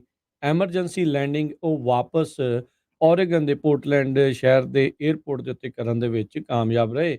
ਇੰਨਾ ਜਿਹੜਾ ਬਚਾ ਰਿਹਾ ਵੀ ਕਿਸੇ ਨੂੰ ਵੀ ਸੱਟ ਨਹੀਂ ਲੱਗੀ। ਉਸ ਤੋਂ ਬਾਅਦ ਦੇ ਵਿੱਚ ਜਿਹੜੀ ਟਾਕੀ ਡਿੱਗੀ ਸੀ ਜਹਾਜ਼ ਦੀ, ਉਹ ਲੱਭਣ ਲੱਗੇ ਤਾਂ ਕਹਿੰਦੇ ਓਰੇਗਨ ਦੇ ਇੱਕ ਟੀਚਰ ਦੇ ਬੈਕਯਾਰਡ ਦੇ ਵਿੱਚ ਘਰ ਦੇ ਪਿੱਛੇ ਉਹ ਲੱਭੀ ਆ। ਬੌਬ ਨਾਮ ਦਾ ਉਹ ਟੀਚਰ ਆ। ਮੈਕਸ 737 ਬੋਇੰਗ ਦੇ ਜਿਹੜੇ ਜਹਾਜ਼ ਸੀ, ਉਹੀ ਜਹਾਜ਼ ਨੇ ਹਰਜੋਤ ਸਿੰਘ ਜੀ, ਜਿਹੜੇ ਕੁਝ ਵਰੇ ਪਹਿਲਾਂ ਦੋ ਵੱਡੇ ਹਾਦਸਿਆਂ ਦਾ ਸ਼ਿਕਾਰ ਹੋਏ ਸੀਗੇ, ਜਿਸ ਦੇ ਵਿੱਚ ਕਈ ਸੈਂਕੜੇ ਹੀ ਜਿਹੜੀਆਂ ਜਾਨਾਂ ਆ ਉਹ ਚਲੇ ਗਈਆਂ ਸੀਗੀਆਂ। ਫਿਰ ਬੋਇੰਗ ਦੇ ਇਹਨਾਂ ਜਹਾਜ਼ਾਂ ਨੂੰ ਜਿਹੜਾ ਆ ਉਹ ਲਾਹ ਦਿੱਤਾ ਗਿਆ ਸੀ। ਕੋਈ ਵੀ ਜਿਹੜਾ ਉਸਦੀ ਉਡਾਨ ਨਹੀਂ ਸੀ ਕਰ ਰਿਹਾ। ਇਹ 737 ਮੈਕਸ ਦੇ ਜਿਹੜੇ ਜਹਾਜ਼ ਆ, ਉਹਨਾਂ ਨੂੰ ਹੁਣ ਅਲਾਸਕਾ 에ਅਰਲਾਈਨਸ ਨੇ ਸਾਰੇ ਹੀ ਜਿਹੜੇ ਆ ਉਹ ਗਰਾਊਂਡ ਕਰ ਦਿੱਤੇ ਹੈਗੇ ਆ। ਹੁਣ ਇਹਦੇ ਵਿੱਚ ਇਹ ਵੀ ਜਿਹੜੀ ਗੱਲ ਆ, NTSB ਚਾਹ ਰਹੀ ਆ ਵੀ ਇੱਕ ਜਿਹੜੀ ਕਾਕਪਿਟ ਦੀ ਵੌਇਸ ਰਿਕਾਰਡਿੰਗ ਆ, ਉਹ 25 ਘੰਟੇ ਦੀ ਰਿਕਾਰਡਿੰਗ ਜਿਹੜੀ ਉਹ ਹੋਣੀ ਚਾਹੀਦੀ ਆ, ਪਰ ਹਾਲ ਦੀ ਘੜੀ ਸਿਰਫ 2 ਘੰਟੇ ਹੀ ਰਿਕਾਰਡ ਜਿਹੜੀ ਆ ਉਹ ਕੀਤੀ ਜਾਂਦੀ ਆ। ਅਲਾਸਕਾ 에ਅਰਲਾਈਨਸ ਦੀ ਇਹ ਫਲਾਈਟ ਸੀਗੀ 1282। ਇਹ 5 ਜਨਵਰੀ ਨੂੰ ਇਹ ਹਾਦਸਾ ਹਵਾ ਦੇ ਵਿੱਚ ਓਰੇਗਨ ਦੀ 에ਅਰ ਸਪੇਸ ਦੇ ਵਿੱਚ ਇਹ ਜਿਹੜਾ ਉਹ ਵਾਪਰਿਆ। ਬਚਾਅ ਹੋ ਗਿਆ। ਫਰਾਈਡੇ ਨੂੰ ਇਹ ਸਾਰਾ ਕੁਝ ਹੋਇਆ ਸੀ। ਕਿਸੇ ਦੇ ਵੀ ਸੱਟ ਚੋਟ ਜਿਹੜੀ ਉਹ ਨਹੀਂ ਲੱਗੀ। 2 ਜਣਿਆਂ ਦੇ ਫੋਨ ਵੀ ਕਹਿੰਦੇ ਆ ਵੀ ਉਸ ਟੁੱਟੀ ਹੋਈ ਟਾਕੀ ਦੇ ਵਿੱਚੋਂ ਥੱਲੇ ਜਿਹੜੇ ਉਹ ਡਿੱਗ ਪਏ ਸੀਗੇ। ਅਲਾਸਕਾ 에ਅਰਲਾਈਨਸ ਨੇ ਇਸ ਤੋਂ ਬਾਅਦ ਦੇ ਵਿੱਚ ਇਹ ਅਕਤੂਬਰ ਦੇ ਵਿੱਚ ਹੀ ਇਹਨਾਂ ਨੂੰ ਨਵਾਂ ਜਹਾਜ਼ ਮਿਲਿਆ ਸੀ ਅਜੇ, ਤੇ ਅਜੇ ਜਨਵਰੀ ਦੇ ਵਿੱਚ ਇਹਦੀਆਂ ਟਾਕੀਆਂ ਜਿਹੜੀਆਂ ਆ ਉਹ ਟੁੱਟ ਕੇ ਡਿੱਗ ਗਈਆਂ। ਇਹ ਤਾਂ ਜਿਹੜੀਆਂ ਸਰਕਾਰੀ ਬੱਸਾਂ ਹੁੰਦੀਆਂ ਉਹਨਾਂ ਨੂੰ ਵੀ ਮਾੜਾ ਹਾਲ ਕਿਤੇ ਨਾ ਕਿਤੇ ਇਹਨਾਂ ਜਹਾਜ਼ਾਂ ਦਾ ਹੋਇਆ ਪਿਆ ਆ। ਹੁਣ ਬੰਦੇ ਜਿਹੜੇ ਜਹਾਜ਼ ਦੇ ਉੱਤੇ, ਆਪਣੇ ਵੀ ਬਹੁਤ ਸਾਰੇ ਸਰੋਤੇ ਦਰਸ਼ਕ ਸਫ਼ਰ ਕਰਦੇ ਹੋਣਗੇ, ਸੁਣ ਕੇ ਬੰਦੇ ਨੂੰ ਉਦਾਂ ਹੀ ਡਰ ਲੱਗਦਾ ਵੀ ਖੌਰੇ ਪਤਾ ਨਹੀਂ ਅੱਗੇ ਕੀ ਹੋਣਾ। ਉਹਦਾ ਬਹੁਤ ਘੱਟ ਹਾਦਸੇ ਹੁੰਦੇ ਆ, ਪਰ ਇਹ ਆ ਵੀ ਜਦੋਂ ਵੀ ਕਿਤੇ ਕੋਈ 에ਅਰਲਾਈਨ ਦਾ, ਕਿਸੇ ਵੀ 에ਅਰਪਲੇਨ ਦਾ ਹਾਦਸਾ ਹੁੰਦਾ, ਬਹੁਤ ਹੀ ਜ਼ਿਆਦਾ ਅੱਗੇ ਜਿਹੜਾ ਆ ਉਹ ਬਹੁਤ ਜ਼ਿਆਦਾ ਜਿਹੜਾ ਮੋਹਰੇ ਜਿਹੜਾ ਉਹ ਆ ਜਾਂਦਾ ਆ। ਸੋ ਹੁਣ ਇਸ ਦੀ ਜਾਂਚ ਜਿਹੜੀ ਉਹ ਚੱਲ ਰਹੀ ਆ। ਅਲਾਸਕਾ 에ਅਰਲਾਈਨ ਨੇ ਕਿਹਾ ਵੀ ਸਾਨੂੰ ਐਤਵਾਰ ਨੂੰ ਜਿਹੜੇ ਆਪਣੇ ਜਹਾਜ਼ ਲੈਂਡ ਕਰਨ ਕਰਕੇ ਨਾ ਉਡਾਨ ਜਿਹੜੀ ਉਹ ਭਰੇ ਜਾਣ ਕਰਕੇ 160 ਫਲਾਈਟਾਂ ਕੈਂਸਲ ਕਰਨੀਆਂ ਪਈਆਂ ਤੇ ਇਸੇ ਤਰੀਕੇ ਦੇ ਨਾਲ ਸੰਡੇ ਨੂੰ ਵੀ ਫਲਾਈਟਾਂ ਕੈਂਸਲ ਹੋਈਆਂ, 60 ਕੈਂਸਲ ਹੋਈਆਂ ਆ ਤੇ ਅੱਜ ਫਿਰ ਮੰਡੇ ਨੂੰ ਵੀ ਅੱਜ ਜਿਹੜੀਆਂ ਆਲਰੇਡੀ 60 ਜਿਹੜੀਆਂ ਕੈਂਸਲ ਹੋ ਚੁੱਕੀਆਂ ਆ ਤੇ ਅਜੇ ਹੋਰ ਵੀ ਕਹਿੰਦੇ ਐਕਸਪੈਕਟ ਅਸੀਂ ਕਰ ਰਹੇ ਹੈਗੇ ਆ। ਸੋ ਇਹ ਕੁਛ ਹੀ ਮਿੰਟਾਂ ਦੇ ਵਿੱਚ ਜਿਹੜਾ ਜਹਾਜ਼ ਆ ਉਹ ਬਲੋ ਆਊਟ ਜਿਹੜਾ ਹੋਇਆ ਉਸ ਦੇ ਵਿੱਚ ਆਇਆ ਆ। 6 ਮਿੰਟ ਹੋਏ ਸੀ ਅਜੇ ਜਹਾਜ਼ ਨੂੰ ਉੱਡਿਆਂ ਨੂੰ ਜਦੋਂ ਇਹ ਹਾਦਸਾ ਉੱਤੇ ਹਵਾ ਦੇ ਵਿੱਚ ਵਾਪਰਿਆ। 4:52 ਤੇ ਇਹਨੇ ਉਡਾਨ ਭਰੀ ਤੇ ਮੁੜ ਕੇ 5:27 ਤੇ ਫਿਰ ਦੁਬਾਰਾ ਜਿਹੜਾ ਆ ਉਹ ਲੈਂਡ ਕਰ ਗਿਆ ਸੀਗਾ। ਸੋ ਇਹਦੇ ਕਰਕੇ ਬੋਇੰਗ ਨੂੰ ਵੀ ਜਿਹੜਾ ਆ ਉਹ ਹੁਣ ਸਵਾਲਾਂ ਦੇ ਘੇਰੇ ਦੇ ਵਿੱਚ ਦੁਬਾਰਾ ਆਇਆ ਆ ਵੀ ਭਾਈ ਤੁਹਾਡੇ ਮੈਕਸ ਜਹਾਜ਼ਾਂ ਦੇ ਵਿੱਚ ਕੋਈ ਹੋਰ ਚੱਕਰ ਆ ਜਾਂ ਕੀ ਆ ਜਿਹਦੇ ਕਰਕੇ ਇਹ ਚੀਜ਼ ਵਾਪਰੀ ਆ, ਜਾਂ ਵਨ ਆਫ ਇਹ ਇਨਸੀਡੈਂਟ ਆ। ਇੱਕ ਚੀਜ਼ ਜਿਹੜੀ ਇਸ ਜਾਂਚ ਦੇ ਵਿੱਚ, ਮੁੱਢਲੀ ਜਾਂਚ ਦੇ ਵਿੱਚ ਇਹ ਪਾਈ ਗਈ ਆ, ਇਸ ਦੇ ਵਿੱਚ ਲਿਖਿਆ ਗਿਆ ਸੀਗਾ ਵੀ ਇਸ ਨੂੰ ਅਜੇ ਹੋਰ ਮੇਨਟੇਨੈਂਸ ਦੀ ਜ਼ਰੂਰਤ ਹੈਗੀ ਆ, ਪਰ ਉਹ ਪੂਰੀ ਨਹੀਂ ਸੀ ਹੋਈ। ਉਸ ਦੇ ਚੱਲਦਿਆਂ ਹੀ ਅਲਾਸਕਾ 에ਅਰਲਾਈਨਸ ਨੇ ਵੀ ਇਸ ਜਹਾਜ਼ ਦੀ ਉਡਾਨ ਜਿਹੜੀ ਆ ਓਕੇ ਜਿਹੜੀ ਉਹ ਕਰ ਦਿੱਤੀ ਸੀਗੀ। ਸੋ NTSB ਉਹ ਜਹਾਜ਼ ਦਾ ਸੈਕਸ਼ਨ ਲੱਭਣ ਦੇ ਵਿੱਚ ਉਹ ਲੱਭਾ ਆ ਵੀ ਉਹਦੇ ਬੈਕ ਗਾਰਡਨ ਦੇ ਵਿੱਚ ਪੋਰਟਲੈਂਡ ਦੇ ਇੱਕ ਟੀਚਰ ਦੇ ਘਰੇ ਜਿਹੜਾ ਇਵੈਂਚੁਅਲੀ ਲੱਭਾ। ਸ਼ੁਕਰ ਕੀਤਾ ਜਾਣਾ ਚਾਹੀਦਾ ਹਰਜੋਤ ਸਿੰਘ ਜੀ ਵੀ ਕਿਤੇ ਘਰ ਦੇ ਉੱਤੇ ਡਿੱਗ ਪੈਂਦਾ ਤਾਂ ਕਿੰਨਾ ਨੁਕਸਾਨ, ਜਾਂ ਕਿਸੇ ਦੇ ਉੱਤੇ ਡਿੱਗ ਪੈਂਦਾ, ਟ੍ਰੈਫਿਕ ਦੇ ਵਿੱਚ ਡਿੱਗ ਪੈਂਦਾ ਤਾਂ ਕਿੰਨਾ ਜ਼ਿਆਦਾ ਹੋਰ ਨੁਕਸਾਨ ਥੱਲੇ ਹੋ ਸਕਦਾ ਸੀ। ਕੈਨੇਡਾ ਤੇ ਫਿਰ ਅਮਰੀਕਾ ਤੇ ਉਸ ਤੋਂ ਬਾਅਦ ਹੁਣ ਮਾਲਦੀਵਜ਼ ਆ। ਉੱਥੇ ਦੀ ਸਰਕਾਰ ਨਾਲ ਮੋਦੀ ਸਰਕਾਰ ਦਾ ਜਿਹੜਾ ਪੰਗਾ ਪੈ ਗਿਆ ਹੈਗਾ ਆ। ਮਾਲਦੀਵਜ਼ ਇਹ ਟਾਪੂ ਆ ਜਿੱਥੇ ਬਹੁਤ ਸਾਰੇ ਭਾਰਤੀ ਮੂਲ ਦੇ ਲੋਕ ਸੈਰ ਕਰਨ ਜਾਂਦੇ ਆ। ਉਹਨਾਂ ਦਾ ਜਿਹੜਾ ਮੇਨ ਇਨਕਮ ਦਾ ਸਾਧਨ ਆ ਉਹ ਇਸ ਤਰ੍ਹਾਂ ਜਿਹੜੇ ਵਿਜ਼ਿਟ ਕਰਨ ਜਾਂਦੇ ਆ ਉਹਨਾਂ ਤੋਂ ਹੀ ਹੈਗਾ ਆ। ਮਾਲਦੀਵਸ ਦੇ 3 ਦੇ ਕਰੀਬ ਜਿਹੜੇ ਮਿਨਿਸਟਰਸ ਆ ਉਹਨਾਂ ਨੇ ਕਹਿੰਦੇ ਵੀ ਪ੍ਰਾਈਮ ਮਿਨਿਸਟਰ ਮੋਦੀ ਹੁਣਾਂ ਦੇ ਅਗੇਂਸਟ ਸੋਸ਼ਲ ਮੀਡੀਆ ਦੇ ਉੱਤੇ ਜਿਹੜੇ ਸ਼ਬਦ ਵਰਤੇ ਜਿੱਦਾਂ ਟੈਰਰਿਸਟ, ਅੱਤਵਾਦੀ ਜਾਂ ਕਲੋਨ। ਸਰੋਤਿਆਂ ਨੂੰ ਯਾਦ ਹੋਊਗਾ ਜਿਹੜੇ ਬਹੁਤ ਸਾਰੇ ਮਿਨੋਰਟੀ ਮੂਲ ਦੇ ਲੋਕ ਹੈਗੇ ਆ ਇੰਡੀਆ ਦੇ ਵਿੱਚ, ਖਾਸ ਕਰਕੇ ਜਿਹੜੇ ਸਿੱਖ ਆ ਉਹਨਾਂ ਨੂੰ ਜਿਹੜੇ ਅੱਤਵਾਦੀ ਕਹਿਣਾ ਹੁੰਦਾ ਨਾ ਤੇ 1 ਮਿੰਟ ਲਾਉਂਦੇ ਹੈਗੇ ਆ, ਤੇ ਪਾਰਲੀਮੈਂਟ ਦੇ ਵਿੱਚ ਵੀ ਸ਼ਬਦ ਬੜੇ ਸ਼ਰੇਆਮ ਯੂਜ਼ ਕਰਦੇ ਰਹਿੰਦੇ ਹੈਗੇ। ਕਿਸਾਨ ਮੋਰਚੇ ਵੇਲੇ ਵੀ ਹੋਇਆ, ਉਹ ਤੋਂ ਬਾਅਦ ਵੀ ਹੁਣ ਭਾਈ ਅਮਰਪਾਲ ਸਿੰਘ ਹੋਣਾ ਤੱਕ ਤੁਸੀਂ ਸਾਰਾ ਕੁਝ ਸਾਹਮਣੇ ਦੇਖਿਆ ਹੀ ਆ। ਸੋ ਇਸ ਤੋਂ ਬਾਅਦ ਜਿਹੜੀ ਇੰਡੀਆ ਦੀ ਸਰਕਾਰ ਆ ਉਹ ਬਹੁਤ ਔਖੀ ਹੋਈ, ਕਿਉਂਕਿ ਮੋਦੀ ਹੁਣੀ ਕਹਿੰਦੇ ਆ ਵੀ ਇੱਥੇ ਮਾਲਦੀਵਸ ਨਾ ਜਾਓ ਤੇ ਲਕਸ਼ਦੀਪ ਜਿਹੜਾ ਆ ਆਈਲੈਂਡ ਉੱਥੇ ਜਾਣਾ ਚਾਹੀਦਾ ਹੈਗਾ ਆ ਟਰੈਵਲ ਕਰਨ, ਜੇ ਕਿਸੇ ਨੇ ਵੀ ਜਾਣਾ ਆ। ਤੇ ਇਹਨਾਂ ਸ਼ਬਦਾਵਲੀ ਤੋਂ ਬਾਅਦ ਜਿਹੜੀ ਮਾਲਦੀਵਸ ਦੀ ਸਰਕਾਰ ਆ ਉਹਨਾਂ ਨੇ ਵੀ ਕਿਹਾ ਵੀ ਜਿਹੜੇ ਮਿਨਿਸਟਰਸ ਆ ਉਹਨਾਂ ਨੂੰ ਇਦਾਂ ਦੀ ਲੈਂਗੁਏਜ ਨਹੀਂ ਵਰਤਣੀ ਚਾਹੀਦੀ ਹੈਗੀ, ਤੇ ਇੰਡੀਆ ਨੇ ਇਹ ਕਿਹਾ ਆ ਵੀ ਮਾਲਦੀਵਸ ਨੂੰ ਬਾਈਕਾਟ ਕਰਨਾ ਚਾਹੀਦਾ ਹੈਗਾ। ਇਹ ਸਾਰਾ ਕੁਝ ਕਿਉਂ ਹੋਇਆ ਵੀ ਪਿਛਲੇ ਕੁਝ ਮਹੀਨੇ ਪਹਿਲਾਂ ਮਾਲਦੀਵਸ ਦਾ ਨਵਾਂ ਪ੍ਰਾਈਮ ਮਿਨਿਸਟਰ ਜਿਹੜਾ ਆ ਉਹ ਚੁਣਿਆ ਗਿਆ ਹੈਗਾ, ਤੇ ਉਹ ਮੁਸਲਿਮ ਮੂਲ ਦਾ ਹੈਗਾ ਆ। ਜੀ ਮੁਹੰਮਦ ਮੁਇਜ਼ੀ ਕਰਕੇ ਉਹਨਾਂ ਦਾ ਨਾਮ ਆ, ਤੇ ਉਹਨਾਂ ਦੇ ਰਿਲੇਸ਼ਨ ਚਾਈਨਾ ਵਾਲਿਆਂ ਨਾਲ ਕਹਿੰਦੇ ਬਹੁਤ ਵਧੀਆ ਹੈਗੇ ਆ। ਸੋ ਉਹ ਚਾਈਨਾ ਨੂੰ ਵੀ 5 ਦਿਨਾਂ ਦੇ ਲਈ ਜਾ ਰਿਹਾ ਹੈਗਾ ਵਿਜ਼ਿਟ ਕਰਨ ਦੇ ਲਈ। ਸੋ ਇੰਡੀਆ ਵਾਲੇ ਨਹੀਂ ਚਾਹੁੰਦੇ ਵੀ ਜਿਹੜਾ ਚਾਈਨਾ ਕਿਸੇ ਤਰ੍ਹਾਂ ਉਹਨਾਂ ਦੇ ਜਿਹੜੇ ਗੁਆਂਢੀ ਆਈਲੈਂਡ ਹੈਗਾ ਆ ਉੱਥੇ ਆਪਣਾ ਜਿਹੜਾ ਹੱਥ ਪਸਾਵੇ, ਤੇ ਪਰ ਮਾਲਦੀਵਸ ਨਾਲ ਹੁਣ ਚੰਗਾ ਪੰਗਾ ਪੈ ਗਿਆ। ਉਹਨਾਂ ਦੇ ਡਿਪਲੋਮੈਟਸ ਨੂੰ ਵੀ ਜਿਹੜਾ ਆ ਇੰਡੀਆ ਦੀ ਸਰਕਾਰ ਵੱਲੋਂ ਬੁਲਾਇਆ ਗਿਆ ਆ ਭਈ ਤੁਹਾਡੇ ਮਿਨਿਸਟਰਸ ਨੇ ਕਿਸ ਤਰ੍ਹਾਂ ਦੀ ਜਿਹੜੀ ਸ਼ਬਦਾਵਲੀ ਆ ਸਾਡੇ ਪ੍ਰਾਈਮ ਮਿਨਿਸਟਰ ਦੇ ਅਗੇਂਸਟ ਵਰਤੀ ਹੈਗੀ। ਇਸ ਤੇ ਚੱਲਦਿਆਂ ਮਾਲਦੀਵ ਵਾਲਿਆਂ ਨੇ 3 ਜਿਹੜੇ ਮਿਨਿਸਟਰ ਉਹਨਾਂ ਨੂੰ ਸਸਪੈਂਡ ਵੀ ਕਰ ਦਿੱਤਾ ਆ। ਮਲਸੀਆ ਸ਼ਰੀਫ, ਮਰੀਮ ਸ਼ੂਈਨਾ ਤੇ ਅਬਦੁੱਲਾ ਮਜ਼ੂਮ ਮਜੀਦ, ਇਹਨਾਂ ਨੂੰ ਜਿਹੜਾ ਉਹ ਕਰ ਦਿੱਤਾ ਆ। ਤੇ ਇਹ ਉਦੋਂ ਦੀ ਟੈਨਸ਼ਨ ਇਹਨਾਂ ਦੇ ਵਿੱਚ ਵਧੀ ਆ ਜਦੋਂ ਇਹ ਬਣਦਿਆਂ ਹੀ ਇਹਨਾਂ ਨੇ ਪ੍ਰੈਜ਼ੀਡੈਂਟ ਬਣਦਿਆਂ ਹੀ ਮਾਲਦੀਵ ਵਾਲੇ ਨੇ 75 ਜਿਹੜੇ ਭਾਰਤੀ ਫੌਜੀ ਆ ਉਹਨਾਂ ਨੂੰ ਮੁਲਕ ਛੱਡਣ ਦੇ ਲਈ ਜਿਹੜਾ ਉਹ ਆਖ ਦਿੱਤਾ ਸੀ ਸੱਤਾ ਦੇ ਵਿੱਚ ਆਉਂਦਿਆਂ ਹੀ। ਹੁਣ ਦੇਖਿਆ ਜਾਵੇ ਤਾਂ ਹਰਜੋਤ ਸਿੰਘ ਜੀ, ਜਦੋਂ ਤਾਂ ਕਹਿੰਦੇ ਆ ਵੀ ਭਾਈ ਇੰਡੀਆ ਦੀ ਕਿਸੇ ਚੀਜ਼ ਨੂੰ ਕਰ ਦੋ ਬਾਈਕਾਟ, ਤਾਂ ਉਦੋਂ ਕਹਿੰਦੇ ਆ ਵੀ ਇਹ ਮਾੜੀ ਗੱਲ ਆ।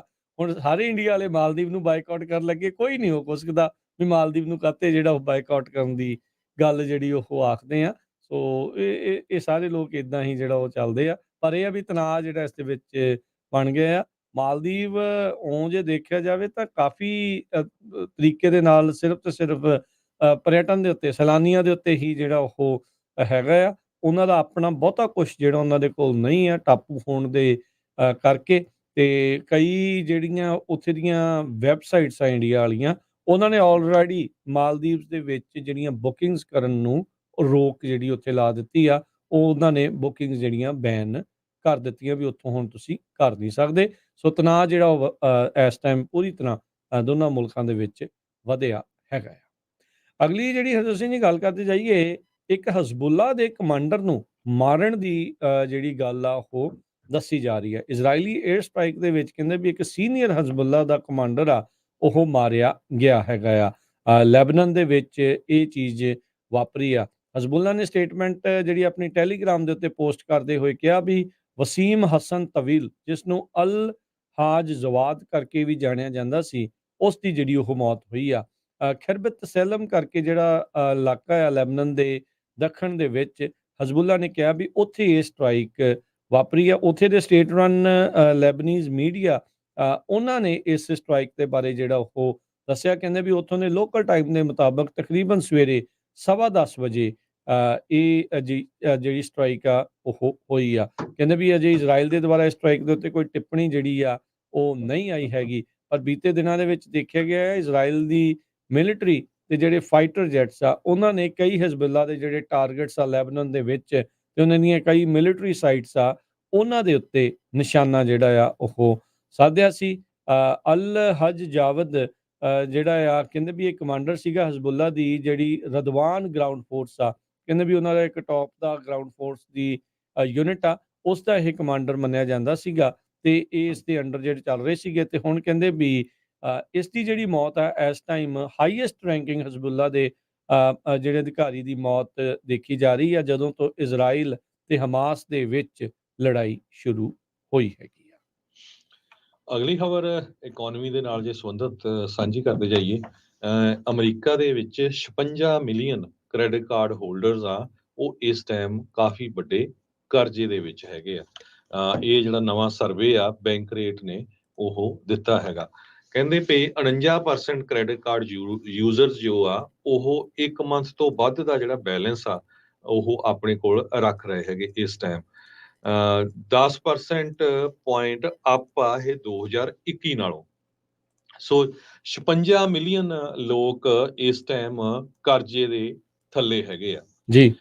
ਇਹ ਇੱਕ ਕਹਿੰਦੇ ਵੀ ਰੈਕਲੈਸ ਸਪੈਂਡਿੰਗ ਜਿਹੜੀ ਆ ਉਹ ਟ੍ਰੈਂਡ ਹੈਗਾ ਆ, ਜੋ ਨਹੀਂ ਹੋਣਾ ਚਾਹੀਦਾ। ਲੋਕ ਪਲਾਸਟਿਕ ਕਾਰਡ ਨੂੰ ਯੂਜ਼ ਕਰਦੇ ਆ ਦਵਾ ਦਾਪੇ, ਪਤਾ ਨਹੀਂ ਇਹ ਖਰੇ ਵਾਪਸ ਦੇਣਾ ਹੀ ਨਹੀਂ ਪੈਣਾ ਹੈਗਾ।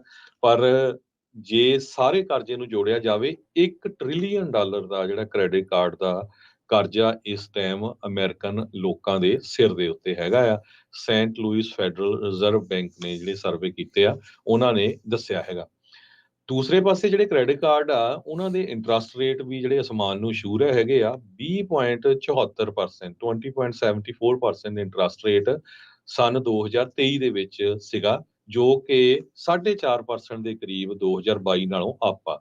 ਸੋ ਉਹਦੇ ਨਾਲ ਕੀ ਹੁੰਦਾ ਵੀ ਜਿਹੜਾ ਤੁਹਾਡੇ ਕੋਲ ਕਰਜ਼ਾ ਆ, ਜਿਹੜੇ ਕ੍ਰੈਡਿਟ ਕਾਰਡਾਂ ਦੇ ਉੱਤੇ ਜੋ ਵੀ ਬੈਲੈਂਸ ਆ, ਜਦੋਂ ਤੁਸੀਂ ਪੂਰੀ ਪੇਮੈਂਟ ਨਹੀਂ ਦਿੰਦੇ, ਜਿਹੜੀ ਮਿਨੀਮਮ ਪੇਮੈਂਟ ਦਿੰਦੇ ਆ, ਤੇ ਉਹ ਇੰਟਰਸਟ ਰੇਟ ਇੰਨਾ ਹੋਣ ਕਰਕੇ ਤੁਹਾਡਾ ਜਿਹੜਾ ਕਰਜ਼ਾ ਆ ਉਹ ਹੋਰ ਵੱਧਦਾ ਜਾਂਦਾ। 2300 ਤੋਂ 50 ਅਡਲਟਸ ਨੂੰ ਬੈਂਕ ਰੇਟ ਨੇ ਇਸ ਸਰਵੇ ਦੇ ਵਿੱਚ ਕੰਟੈਕਟ ਕੀਤਾ, ਜਿਨ੍ਹਾਂ ਦੇ ਵਿੱਚ 1800 ਦੇ ਕਰੀਬ ਕ੍ਰੈਡਿਟ ਕਾਰਡ ਹੋਲਡਰਸ ਉਹ ਆ, ਤੇ 873 ਉਹ ਆ ਜਿਹੜੇ ਬੈਲੈਂਸ ਅੱਗੇ ਨੂੰ ਆਪਣਾ ਲੈ ਜਾਂਦੇ ਹੈਗੇ ਆ। ਸੋ ਇਹਦੇ ਲਈ ਰੋਸਮੈਨ ਉਹਨਾਂ ਨੇ ਇੱਕ ਐਡਵਾਈਸ ਦਿੱਤੀ ਹੈਗੀ ਲੋਕਾਂ ਨੂੰ ਵੀ ਉਹ ਲੱਭੋ ਜਿਹੜੇ 0% ਇੰਟਰਸਟ ਬੈਲੈਂਸ ਟ੍ਰਾਂਸਫਰ ਵਾਲੇ ਕ੍ਰੈਡਿਟ ਕਾਰਡ ਹੁੰਦੇ। ਬਹੁਤ ਵਾਰ ਹੁੰਦੇ ਆ, ਤੁਹਾਡੇ ਘਰਾਂ 'ਚ ਵੀ ਚਿੱਠੀਆਂ ਆਉਂਦੀਆਂ, ਤੇ ਕਈ 21 ਮਹੀਨੇ ਤੱਕ ਜਿਹੜੀ ਪੇਮੈਂਟ ਨਹੀਂ ਚਾਰਜ ਕਰਦੇ, ਤਾਂ ਕਿ ਜਿਹੜਾ ਤੁਸੀਂ ਆ ਉਹ ਆਪਣੇ ਕੈਸ਼ ਇਕੱਠਾ ਕਰਕੇ ਜਿਹੜਾ ਕਰਜ਼ਾ ਆ ਉਹ ਦੇ ਸਕੋ। ਨਹੀਂ ਤਾਂ ਇੱਕ ਵਾਰੀ ਕ੍ਰੈਡਿਟ ਕਾਰਡ ਦੇ ਕਰਜ਼ਾ ਵੱਧਦਾ ਗਿਆ ਤੇ ਇਹ ਤੁਹਾਨੂੰ ਲੌਂਗ ਟਰਮ ਦੇ ਵਿੱਚ ਬਹੁਤ ਹਰਟ ਕਰੂਗਾ। ਜੀ, ਬਿਲਕੁਲ। ਅਗਲੀ ਜਿਹੜੀ ਹਰਜੋਤ ਸਿੰਘ ਜੀ ਗੱਲ ਕਰਦੇ ਜਾਈਏ, ਚਾਈਨਾ ਦੇ ਵਿੱਚ ਕਰਪਸ਼ਨ ਬਹੁਤ ਆ। ਤੁਸੀਂ ਰੀਸੈਂਟਲੀ ਹੁਣ ਇਮੀਗ੍ਰੇਸ਼ਨ ਵਾਲਾ ਵੀ ਦੱਸ ਕੇ ਹਟੇ ਆ ਵੀ ਕਿੱਦਾਂ ਆ ਰਹੇ ਆ। ਜਿਹੜਾ ਸ਼ੀ ਜਿਨਪਿੰਗ ਆ ਉਸ ਦੇ ਲਈ ਜਿਹੜੀ ਕਰਪਸ਼ਨ ਆ, ਖਾਸ ਕਰਕੇ ਡਿਫੈਂਸ ਦੇ ਵਿੱਚ ਕਹਿੰਦੇ ਬੜੀ ਵੱਡੀ ਸਿਰਦਰਦੀ ਦਾ ਕਾਰਨ ਬਣਿਆ ਆ। ਉਹਨਾਂ ਨੇ ਸ਼ੈਂਗਫੂ ਜਿਹੜਾ ਇੱਕ ਡਿਫੈਂਸ ਮਿਨਿਸਟਰ ਸੀ ਉਹਨੂੰ ਲਾਂਭੇ ਕਰਕੇ ਨਵਾਂ ਜਿਹੜਾ ਉਹਨਾਂ ਨੇ ਐਲਾਨਿਆ ਆ। ਯੂਐਸ ਦੀ ਇੰਟੈਲੀਜੈਂਸ ਇਹ ਸ਼ੋਅ ਕਰ ਰਹੀ ਆ ਵੀ ਚਾਈਨਾ ਦੀ ਆਰਮੀ ਦੀਆਂ ਜਿਹੜੀਆਂ ਮਿਜ਼ਾਈਲਾਂ ਆ ਉਹਨਾਂ ਦਾ ਤਾਂ ਇੰਨਾ ਮੰਦਾ ਹਾਲ ਆ, ਕਹਿੰਦੇ ਤੇਲ ਦੀ ਬਜਾਏ ਪਾਣੀ ਭਰ ਕੇ ਜਿਹੜਾ ਉਹਨਾਂ ਨੂੰ ਦਿਖਾਇਆ ਜਾ ਰਿਹਾ ਸੀਗਾ। ਕਰਪਸ਼ਨ ਸਕੈਂਡਲ ਇਸ ਟਾਈਮ ਬਹੁਤ ਬੁਰਾ ਹਾਲ ਆ। ਸ਼ੀ ਜਿਨਪਿੰਗ ਦੇ ਲਈ ਜਿਹੜੀ ਰਾਕਟ ਫੋਰਸ ਆ ਉਸ ਦੀ ਉਹ ਬਹੁਤ ਵੱਡਾ ਫੋਕਸ ਆ, ਕਿਉਂਕਿ ਚਾਈਨਾ ਦੀ ਨਿਊਕਲੀਅਰ ਆਰਮ ਦੇ ਲਈ ਉਹ ਬਹੁਤ ਅਹਿਮ ਆ। ਪਰ ਕਰਪਸ਼ਨ ਕਹਿੰਦੇ ਵੀ ਉਹਦੇ ਵੱਡੇ ਪੱਧਰ ਦੇ ਉੱਤੇ ਫੈਲਣ ਦੇ ਕਰਕੇ ਉਹਦੀ ਜਿਹੜੀ ਸਥਿਤੀ ਬਹੁਤ ਡਾਵਾਂਡੋਲ ਹੋਈ ਆ। ਬਲੂਮਬਰਗ ਇਹ ਰਿਪੋਰਟ ਕਰ ਰਿਹਾ ਆ ਵੀ ਇੰਟੈਲੀਜੈਂਸ ਇਹ ਦੱਸਦਾ ਆ ਵੀ ਜਿਹੜਾ ਸ਼ੀ ਜਿਨਪਿੰਗ ਦਾ ਇਸ ਟਾਈਮ ਦਰਜਨ ਤੋਂ ਵੱਧ ਜਿਹੜੇ ਉਹਨੇ ਸੀਨੀਅਰ ਕਮਾਂਡਰ ਤੋਰੇ ਆ, ਜਿਹੜੀ ਉਹਨਾਂ ਦੀ ਪੀਪਲਜ਼ ਲਿਬਰੇਸ਼ਨ ਆਰਮੀ ਆ, ਉਹ ਇਹੀ ਜਿਹੜੀਆਂ ਚੀਜ਼ਾਂ ਇਸ ਦੇ ਵਿੱਚ ਦੇਖੀਆਂ ਜਿਹੜੀਆਂ ਹੋ ਗਈਆਂ ਆ। ਸੋ 2 ਮਹੀਨੇ ਦੇ ਲਈ ਤਾਂ ਸ਼ੈਂਗਫੂ ਗਾਇਬ ਹੀ ਜਿਹੜਾ ਉਹ ਰਿਹਾ ਸੀ, ਤੇ ਫਿਰ ਅਕਤੂਬਰ 'ਚ ਜਾ ਕੇ ਇਵੈਂਚੁਅਲੀ ਉਸਨੂੰ ਰਿਪਲੇਸ ਜਿਹੜਾ ਉਹ ਕਰ ਰਿਹਾ ਸੀ। ਯੂਐਸ ਇੰਟੈਲੀਜੈਂਸ ਇਹ ਦੱਸਦੀ ਆ ਵੀ ਜਿਹੜੇ ਬਲੂਮਬਰਗ ਨੂੰ ਉਹਨਾਂ ਨੇ ਦੱਸਿਆ ਆ ਵੀ ਕਰਪਸ਼ਨ ਇੰਨੀ ਕੁ ਜ਼ਿਆਦਾ ਸਵੀਅਰ ਆ ਚਾਈਨਾ ਦੀ ਰਾਕਟ ਫੋਰਸ ਦੇ ਵਿੱਚ ਤੇ ਓਵਰਆਲ ਲਿਬਰੇਸ਼ਨ ਆਰਮੀ ਦੇ ਵਿੱਚ, ਕਹਿੰਦੇ ਵੀ ਸ਼ੀ ਜਿਨਪਿੰਗ ਨੂੰ ਇਸ ਟਾਈਮ ਰੀਕੈਲੀਬ੍ਰੇਟ ਕਰਨਾ ਪੈ ਰਿਹਾ ਦੁਬਾਰਾ। ਕਈ ਚੀਜ਼ਾਂ ਜਿਹੜੀਆਂ ਸੋਚਣੀਆਂ ਵਿਚਾਰਨੀਆਂ ਪੈ ਰਹੀਆਂ ਆ ਵੀ ਭਾਈ ਵੱਡਾ ਮਿਲਟਰੀ ਐਕਸ਼ਨ ਲੈਣ ਦੇ ਆਪਾਂ ਕਾਬਲ ਹੈਗੇ ਵੀ ਆ ਜਾਂ ਨਹੀਂ। ਸੋ ਜਿੱਥੇ ਹਰਜੋਤ ਸਿੰਘ ਜੀ ਜਿਹੜੇ ਕਾਮਰੇਡ ਆ ਉਹ ਕਹਿੰਦੇ ਆ ਵੀ ਸਾਡੇ ਤੋਂ ਚੰਗੇ ਜਿਹੜੇ ਉਹ ਦੁਨੀਆ ਦੇ ਵਿੱਚ ਹੈ ਕੋਈ ਨਹੀਂ। ਉਧਰ ਚਾਈਨਾ ਵਾਲੇ ਤਾਈਵਾਨ ਨੂੰ ਅੱਖਾਂ ਬਾਰ-ਬਾਰ ਜਿਹੜੇ ਉਹ ਦਿਖਾਉਂਦੇ ਆ, ਪਰ ਆਪਣੇ ਪੱਧਰ ਦੇ ਉੱਤੇ ਇਹਨਾਂ ਦੇ ਹਾਲਾਤ ਕਹਿੰਦੇ ਆ ਵੀ ਇੰਨੇ ਜਿਹੜੇ ਉਹ ਮਾੜੇ ਬਣੇ ਪਏ ਹੈਗੇ ਆ। ਸੋ ਕਹਿੰਦੇ ਵੀ ਯੂਐਸ ਇੰਟੈਲੀਜੈਂਸ ਦੱਸਦੀ ਵੀ ਇੱਕ ਉਦਾਹਰਨ ਤੇ ਇਸ ਦੇ ਵਿੱਚ ਆਮ ਇਹ ਨਜ਼ਰ ਆ ਰਿਹਾ ਆ ਵੀ ਜਿਹੜੇ ਵੈਸਟਰਨ ਚਾਈਨਾ ਦੇ ਵਿੱਚ ਸਾਈਲੋਜ਼ ਬਣਾਏ ਜਾ ਰਹੇ ਸੀਗੇ ਪੂਰੇ ਫੀਲਡ ਦੇ ਵਿੱਚ, ਇਹ ਕਹਿੰਦੇ ਵੀ ਉਹ ਇਦਾਂ ਦੇ ਲਿਡਸ ਦੇ ਨਾਲ ਬਣਾਈ ਗਈ ਸੀ। ਸੈਟੇਲਾਈਟ ਇਮੇजेस ਇਹ ਸ਼ੋਅ ਕਰਦੀਆਂ ਆ ਵੀ ਜੇ ਕਿਤੇ ਮਿਜ਼ਾਈਲ ਉਹਨਾਂ ਨੇ ਲਾਂਚ ਕਰਨੀ ਵੀ ਹੋਵੇ ਤਾਂ ਉਹ ਚੱਲਣੀ ਜਿਹੜੀ ਉਹ ਬਹੁਤ ਔਖੀ ਹੋਊਗੀ। ਲਿਡਸ ਟਾਈਮ ਦੇ ਨਾਲ ਖੁੱਲਣਗੇ ਨਹੀਂ, ਜਾਂ ਗਲਤ ਲਿਡਸ ਉਹਨਾਂ ਦੇ ਉੱਤੇ ਜਿਹੜੇ ਉਹ ਲਗਾਏ ਸੀਗੇ। ਸੋ ਚੀਨ ਵਾਪਸ ਕਮਿਊਨਿਜ਼ਮ ਵੱਲ ਨੂੰ ਉਹਨਾਂ ਨੇ ਰੁਖ ਜਿਹੜਾ ਹੁਣ ਆਲਰੇਡੀ ਕੀਤਾ ਹੈਗਾ ਆ, ਤੇ ਹੁਣ ਦੇਖਦੇ ਹਾਂ ਕਿ ਕੀ ਬਣਦਾ ਆ। ਪਰ ਖਾਸੀ ਜਿਹੜੀ ਕਰਪਸ਼ਨ ਇਸ ਟਾਈਮ ਚਾਈਨਾ ਦੇ ਵਿੱਚ ਸਾਹਮਣੇ ਆਈ ਆ, ਮੈਨੂੰ ਲੱਗਦਾ ਤਾਂ ਹੀ ਲੋਕ ਥਾਂ ਥਾਂ ਤੋਂ ਜਿਹੜਾ ਉਧਰੋਂ ਭੱਜ ਕੇ ਅਮਰੀਕਾ ਵੱਲ ਨੂੰ ਉਹਨਾਂ ਨੇ ਰੁਖ ਕੀਤਾ ਹੋਇਆ। ਜੀ ਜੀ, ਸਮਾਂ ਤੇ ਸਾਡਾ ਸਮਾਪਤ ਹੈ ਹਰਜੋਤ ਸਿੰਘ ਜੀ ਆਪਣੇ ਅੱਜ ਦੇ ਇਸ ਪ੍ਰੋਗਰਾਮ ਦਾ। ਇਸ ਤੋਂ ਅਗਲਾ ਪ੍ਰੋਗਰਾਮ ਆਊਗਾ ਮਸੂਦ ਮਲੀ ਉਹਨਾਂ ਦੇ ਨਾਲ, ਮੈਂ ਆਵਾਂਗਾ ਨਾਲ ਹਨੇਰੀਆਂ ਦੇ, ਤੇ 11:30 ਵਜੇ ਨਜ਼ਰੀਆ, ਤੇ 1 ਵਜੇ ਕੁਝ ਗੱਲਾਂ ਕੁਝ ਗੀਤ, ਤੇ 2:30 ਵਜੇ ਪ੍ਰੋਗਰਾਮ ਪੇਸ਼ ਕੀਤਾ ਜਾਊਗਾ ਰਿਸ਼ਤੇ ਹੀ ਰਿਸ਼ਤੇ। 3 ਤੋਂ 4 ਜਿਹੜਾ ਪ੍ਰੋਗਰਾਮ ਸਾਂਝੀ ਸੱਥ ਦਾ ਜਿਹੜਾ ਉਹ ਤੁਹਾਡੇ ਲਈ ਪੇਸ਼ ਹੋਊਗਾ। 4 ਤੋਂ 5:30 ਵਜੇ ਦੇ ਵਿੱਚ ਪ੍ਰੋਗਰਾਮ ਦੇਸੋ ਪ੍ਰਦੇਸ਼, ਤੇ 5:40 ਦੇ ਉੱਤੇ ਅਪਡੇਟ ਕੈਲੀਫੋਰਨੀਆ, 6 ਤੋਂ 8 ਦੇ ਵਿੱਚ ਗੁਰਬਾਣੀ ਦੇ ਸ਼ਾਮ ਦੇ ਦੀਵਾਨ ਜਿਹੜੇ ਆ ਉਹ ਆਪਾਂ ਸਰਵਣ ਕਰਾਂਗੇ।